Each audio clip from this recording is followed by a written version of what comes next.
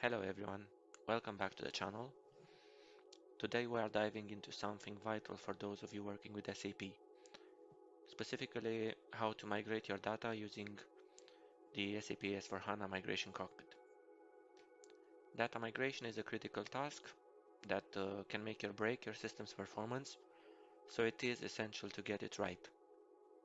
Stick around as we break down the process step by step. Whether you're an IT specialist, project manager, or data professional, this guide will ensure you're fully equipped for a smooth and successful migration. I hope you will like it, so let's dive in.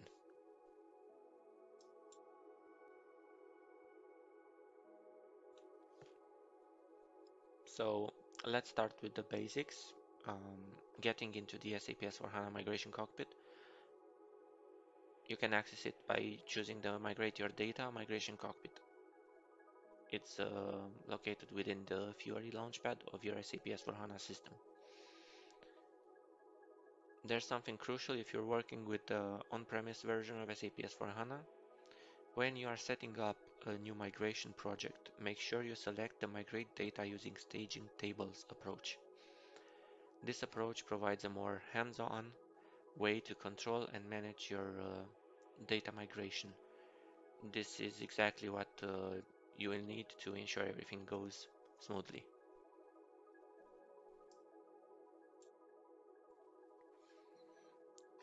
With the cockpit open, your next step is setting up the migration project. This is very important to be correct from the beginning. So let's split this into some steps. First one is create the project. Start by creating your migration project. Here you will enter some general data. This will act as the foundation of your project, and you'll need to decide whether your staging tables will be housed local or remote. What this means, we'll see in the next slides. For now, let's concentrate on the overview. So next step will be selecting the migration objects. After setting up the general parameters, you'll have to select your migration objects. There are predefined templates provided by SAP that guide you on how to move specific types of data from your legacy system to SAP S/4HANA. Finally, review and confirm what you did in the previous two steps.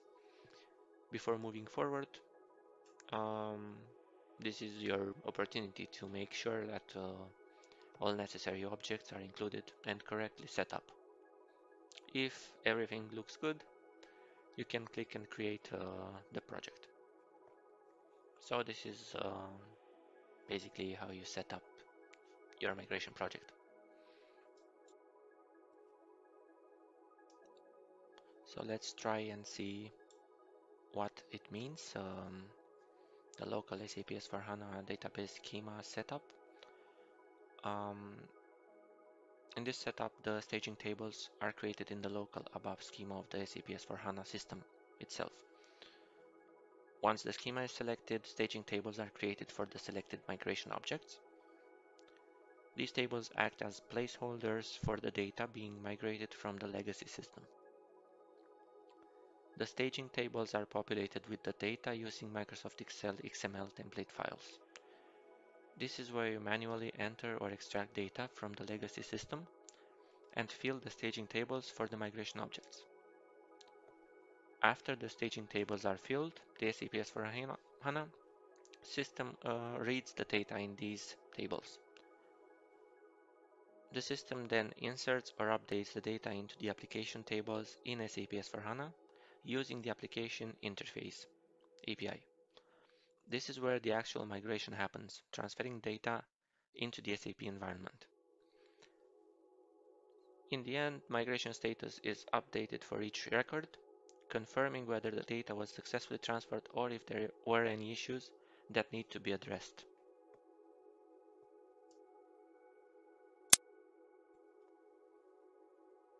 The remote SAP HANA database schema setup. The primary difference here is the use of a remote database. So In this setup, the staging tables are created in a remote SAP HANA database schema instead of locally. This remote schema can be accessed through ODBC. Similar to the local schema setup, the selected migration objects have corresponding staging tables generated. However, these tables reside in the remote SAP HANA system, which could be hosted on the BTP, so on the SAP Business Technology Platform, or a similar remote system. You can extract and fill the staging tables from various data sources. This can be done using SAP or third-party tools, or with Excel XML template files, similar to the local schema setup. Once the staging tables are populated with data, the SAP S/4HANA system reads the data through the ODBC connection from the remote database. The data is then transferred to the SAP S/4HANA application tables via API, like we already saw in the local schema setup. This API ensures that data is inserted or updated into the application tables in the SAP S/4HANA Cloud. Just like the local schema setup, again, the system updates the status of each record to reflect whether the data migration was successful or if there are any errors that need to be resolved.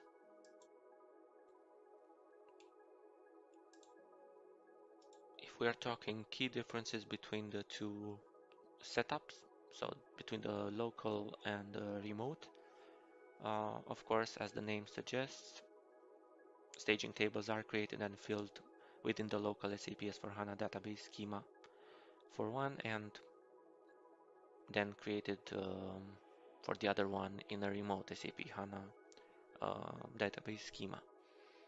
The way you access the data in the remote setup via an ODBC connection, you access the remote database, whereas in the local setup, everything happens within the same system.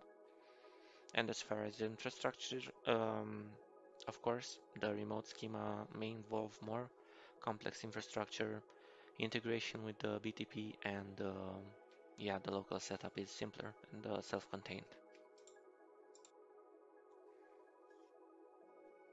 Now that your project is set up, it's time to dive into one of the most important steps. This is transferring your legacy data into the staging tables that were prepared earlier. These tables act as temporary storage areas. This allows you to ensure that the data is in the right format before it is fully migrated to SAP S/4HANA. Let's see how to generate, populate, and manage this data transfer effectively. So, the great thing about the SAP S/4HANA Migration Cockpit is that it automatically generates the staging tables for each migration object. These tables are critical because they represent the data structures required by SAP S/4HANA. Each migration object could have multiple staging tables depending on the complexity of the object, so ensure that you're familiar with how each one works. This will make the data transfer process smoother. On how to fill the staging tables, there are two options at disposal. This choice will depend on the complexity of the data and tools. First option is using XML template files. If you're working with smaller or medium-sized datasets, XML might be your go-to option. You begin by downloading the XML template for the migration object. Next, you input your legacy data manually into the XML file. You have to follow the guidelines outlined in the introduction worksheet of the template, especially regarding the data formats, field lengths, required fields. Once the data is entered, upload the file back into the migration cockpit. The system will validate the file before transferring the data to the staging tables. Be cautious of the XML file size limits. For larger migrations, you might need to break up the data into multiple files or use zip formats, especially if you're using SAP S/4HANA Cloud. Second way, if your data is more complex or you are working with larger data sets, leveraging ETL, extract, transform, load tools or entering data directly through SAP HANA Studio might be a better approach. These methods work as I will explain. So ETL tools.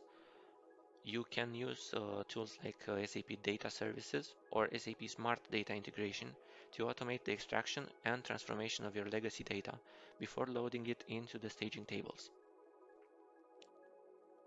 Direct entry via SAP HANA Studio. This is for advanced users.